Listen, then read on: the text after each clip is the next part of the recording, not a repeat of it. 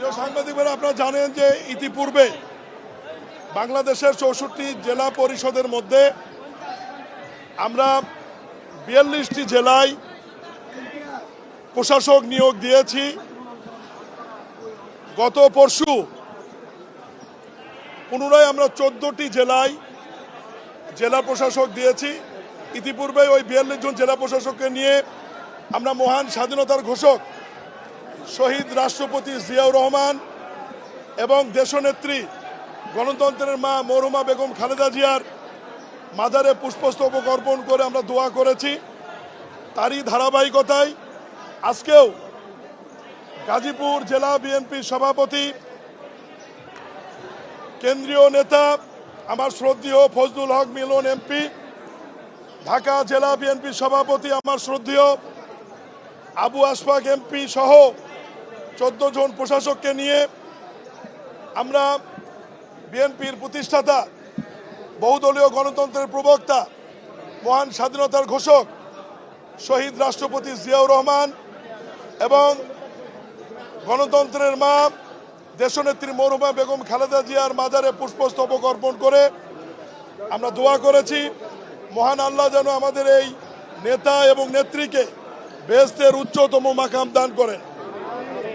প্রিয় সাংবাদিক ভাইরা, আমরা জেলা পর্যায়ে দলীয় বিবেচনায় প্রশাসক দেওয়ার কারণ একটাই, জনগণ যাদেরকে চিনবে, জনগণের সাথে দীর্ঘদিন যারা লড়াই সংগ্রাম করে মানুষের ভোটের অধিকার প্রতিষ্ঠিত করেছে, গণতান্ত্রিক পন্থায় নিরপেক্ষ নির্বাচনের মাধ্যমে একটি সংসদ এবং একটি সরকার উপহার দেওয়ার পিছনে জেলা পর্যায়ে যে সমস্ত নেতৃবৃন্দ গুরুত্বপূর্ণ ভূমিকা রয়েছে, জেল জুলুম নির্যাতন সহ্য করেছে, গুমের শিকার হয়েছে, জেল খেটেছে, এই সমস্ত নেতাদের মধ্যে যাদেরকে আমরা দলীয় মনোনয়ন দিতে পারিনি অথচ অনেক যোগ্যতা রয়েছিল, তাদেরকে আমাদের মাননীয় প্রধানমন্ত্রী জনাব তারেক রহমান এবং দলের মহাসচিব আমাদের মন্ত্রণালয়ের সম্মানিত মন্ত্রী মির্জা ফখরুল ইসলাম আলমগীর জেলা পরিষদের প্রশাসক হিসেবে নিয়োগ দিয়েছেন।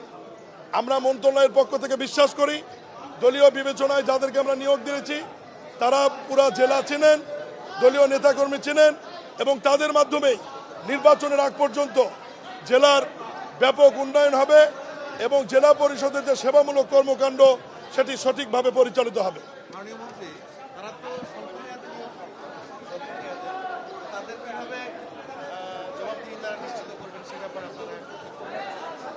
বরাবরই জেলা পরিষদের চেয়ারম্যান, বর্তমান জেলা প্রশাসকের যে দায়িত্বে ছিলেন প্রশাসকের, তাদেরকে যেভাবে জবাবদিহিতার আওতায় আনা হয়েছিল, বর্তমানে যারা প্রশাসক হিসেবে নিয়োগ পেয়েছে দলীয় বিবেচনা পেলেও এটা যেহেতু একটি সরকারি প্রতিষ্ঠান এবং পদটি সরকারি, তাদেরকে সরকারিভাবেই জবাবদিহিতার আওতায় আনা হবে।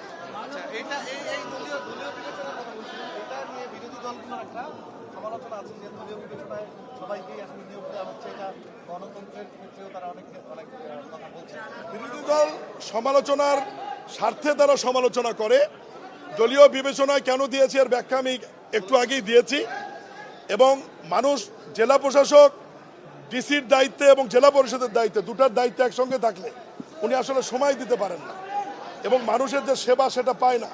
এই কারণে আমরা দলীয় বিবেচনায় প্রশাসক নিয়োগ দিয়েছি এবং আপনারা জানেন যে পার্লামেন্টে যে অধ্যাদেশটি অন্তর্বর্তীকালীন সরকার নির্বাচন বাতিল, প্রশাসক নিয়োগ এবং দলীয় প্রতীকে নির্বাচনে না হওয়ার যে অধ্যাদেশটি জারি করেছিল সেটি অলরেডি বিশেষ কমিটি যাচাই বাছাইয়ের মাধ্যমে বৃহস্পতিবার পার্লামেন্টে ওটি আইন আকারে উত্থাপনের জন্য মাননীয় সংসদ সদস্যরা সর্বসম্মতির কারণে ভোটের মাধ্যমে এটি আমাদের মন্ত্রণালয়ে প্রেরণ করেছেন। আমরা অত দ্রুততম সময়ের মধ্যে এটি আইন আকারে সংসদে উপস্থাপন করব এবং সংসদ এবং মাননীয় সংসদ সদস্যরা আইন আকারে পাশ করলে দলীয় প্রতীক ছাড়া আমরা দ্রুত সময়ের মধ্যে এই প্রতিষ্ঠানগুলোতে নির্বাচনের দিকে যাব। বলেই তো দিলাম,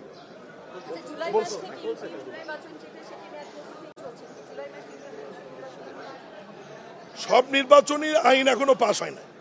আমি আপনাদেরকে আবার পরিষ্কার করি, শেষ করি, সমস্ত অধ্যাদেশ আকারে আছে। এই অধ্যাদেশগুলি আইন আকারে পাশ হয়ে আমাদের মন্ত্রণালয়ে যখন ভ্যাটিং হয়ে আসবে এরপরে আমরা নির্বাচনের প্রস্তুতি শুরু করব। ওই সময় বলা যাবে যে কবে নাগাদ নির্বাচনটা হবে। ধন্যবাদ।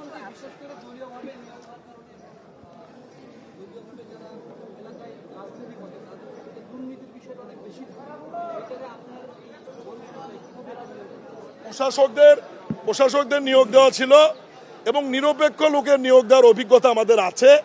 এজাজ নামে এক ভদ্রলোককে উত্তর সিটি কর্পোরেশনে নিরপেক্ষ বিবেচনায় আগের অন্তর্বর্তীকালীন সরকার নিয়োগ দিয়েছিল। তার ব্যাপারে আমি বিস্তারিত বলতে চাই না, আমাদের তদন্ত চলছে।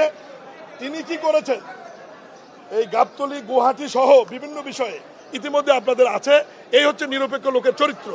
দলীয় লোকেরা যেহেতু তারা নির্বাচন করবেন ভবিষ্যতে, জনগণের কাছে দায়বদ্ধতা আছে, ফলে দলীয় লোকেরা আপনারা নিশ্চিত থাকতে পারেন তারা কখনোই জনগণের বিপক্ষে যাবে এবং দুর্নীতি হবে এ ধরনের ঘটনার সাথে কখনোই জড়িত হবে না।